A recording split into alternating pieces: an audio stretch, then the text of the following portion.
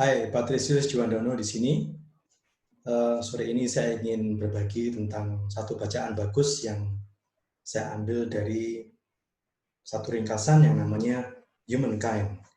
Judulnya adalah Humankind, sangat baru, ditulis tahun 2020 oleh seorang penulis muda namanya Rutger Bregman.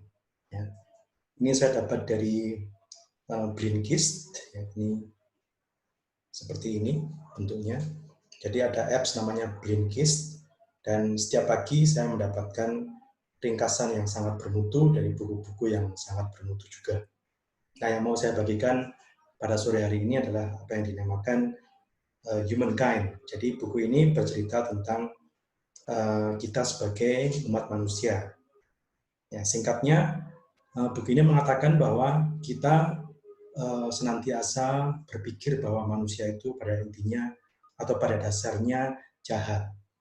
Ya kan, kalau kita baca berita online ataupun surat kabar di mana-mana, gosip di mana-mana, selalu yang kita dengar atau yang kita cerna adalah dunia ini kejam, dunia ini jahat. Ya, manusia itu pada dasarnya jahat, suka melukai satu sama lain. Ya. Nah, buku ini mengatakan mungkin yang itu seperti itu tidak senantiasa benar. Ya, karena ternyata setelah diteliti, banyak juga peristiwa-peristiwa yang membuktikan bahwa manusia itu masih manusiawi. Mereka juga punya sifat-sifat baik. Kita juga punya sifat-sifat baik. Ya, dan celakanya sifat-sifat itu tidak ditonjolkan di dalam berita. Ya. Nah, oke.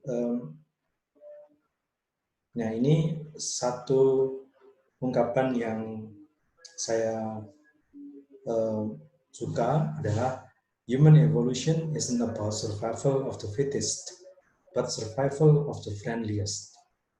Ya, jadi maksudnya evolusi manusia itu bukan siapa yang paling fit, siapa yang bisa menyesuaikan diri, itu yang hidup terus, itu yang langgeng. Tapi dia mengatakan bahwa bukan itu, tapi mereka yang selamat, mereka yang langgeng adalah mereka yang bisa beradaptasi dengan lingkungannya, bisa membuat hubungan dengan orang lain. Ya. Friendliest di sini maksudnya yang paling ramah, yang paling bisa menjalin kerjasama dengan orang lain. Ya. Kalau umat manusia punya ciri seperti itu, maka dia tidak akan punah. Ya.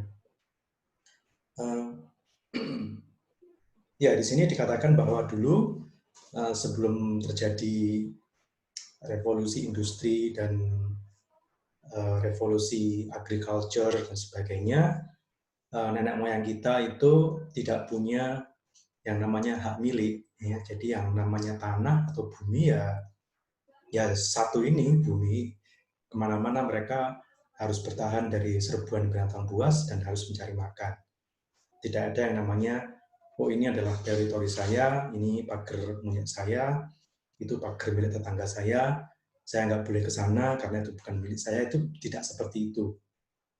Ya, manusia yang namanya hunter-gatherer, yang hidup dari berburu hewan dan menjelajah kemana-mana, itu memang tidak punya hak milik atas sebidang tanah.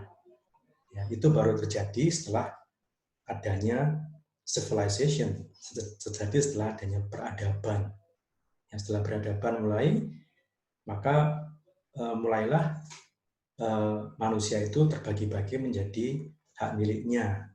Misalnya 1 hektar di sini adalah milik saya, 1 hektar lainnya adalah milik tetangga saya, 1 hektar lagi di jauh di sana adalah milik orang lain lagi.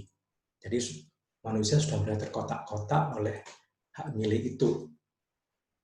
Sehingga pada saat yang sama, maka mereka punya sikap waspada atau mengembangkan sikap waspada supaya tanahnya tidak dimasuki orang lain, supaya tanahnya tidak direbut orang lain. Maka muncullah bibit-bibit prasangka, permusuhan, ya. Kami dan mereka, ya. Itu orang lain, mereka tidak berhak di sini, dan sebagainya, sehingga ketika berkembang, makin lama makin berkembang, manusia makin lama makin terasing, dan mereka tidak lagi seperti dulu. Ya, mereka dibatasi oleh sekat-sekat hak miliknya, sekat-sekat tanah yang menjadi hak miliknya, dan mereka tidak bisa menjelajah keluar sana tanpa dimarahi oleh orang yang punya tanah di sana. Ya, kira-kira seperti itu. Ya, jadi buku ini menarik karena mengungkapkan berbagai segi sifat manusia, mulai dari hak milik ya sampai pada empati. Ya. Diceritakan di sini bahwa dulu ketika Nazi itu sudah mendekati kekalahan, Hitler sudah bunuh diri, tentara sekutu mengira bahwa prajurit-prajurit Nazi yang masih tersisa itu akan makin melemah. Nyatanya tidak. Mereka justru makin berperang makin giat. Nah, para ahli mengira, oh ini pasti ideologi Nazi itu sudah sedemikian merasuknya ke para prajurit itu sehingga mereka mau mengerahkan segala upaya supaya bisa merebut kemenangan, sekalipun faktanya mereka sudah nyaris kalah. Ternyata setelah ada beberapa tawanan yang diinterogasi dan ditanya oleh pihak sekutu, mereka mengatakan, kami berbuat seperti itu karena merasa empati terhadap teman-teman kami, terhadap keluarga kami, terhadap sama saudara kami. Kami tidak ingin mereka jatuh ke tangan musuh, sehingga kami berjuang habis-habisan supaya mereka tidak jatuh ke tangan musuh. Jadi tidak ada hubungannya dengan ideologi Nazi. Ya. Banyak di antara mereka yang merasa ideologi itu sudah hancur, sudah bersamaan dengan matinya Hitler, ideologi itu sudah hancur. Tapi yang membuat mereka berjuang luar biasa adalah empati terhadap nasib rekan-rekan setanah airnya, terhadap nasib keluarganya, terhadap nasib teman-temannya setanah air. Ya. Menarik sebenarnya buku ini. Oke, ya jadi itu yang saya bisa sarikan dari buku yang bagus ini, Humankind. Kalau Anda bisa punya apps ini, ya namanya Blinkist, ya. Ada versi gratisnya, ada versi yang bayar. Kalau versi gratisnya tentu kita menerima apapun yang diberikan kepada kita setiap pagi. Tapi kalau versi bayarnya, kalau nggak salah sekitar $100 ya, nah itu kita bisa memilih dan kita bisa diberi pilihan lebih banyak. Saya jelas versi gratisnya ya, ya maunya kepingin yang murah gitu kan. Tapi saya sudah berlangganan selama 3 tahun, gratis ya, secara gratis, itu saya sangat puas dengan buku-buku berkualitas yang diulas oleh Blinkist ini. Ya.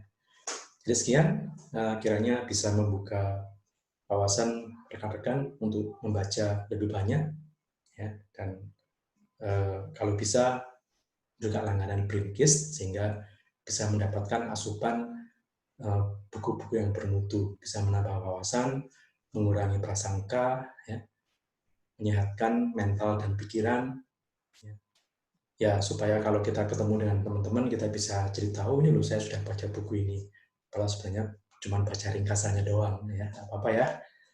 Oke, selamat sore, sampai jumpa di episode saya yang mendatang. Goodbye.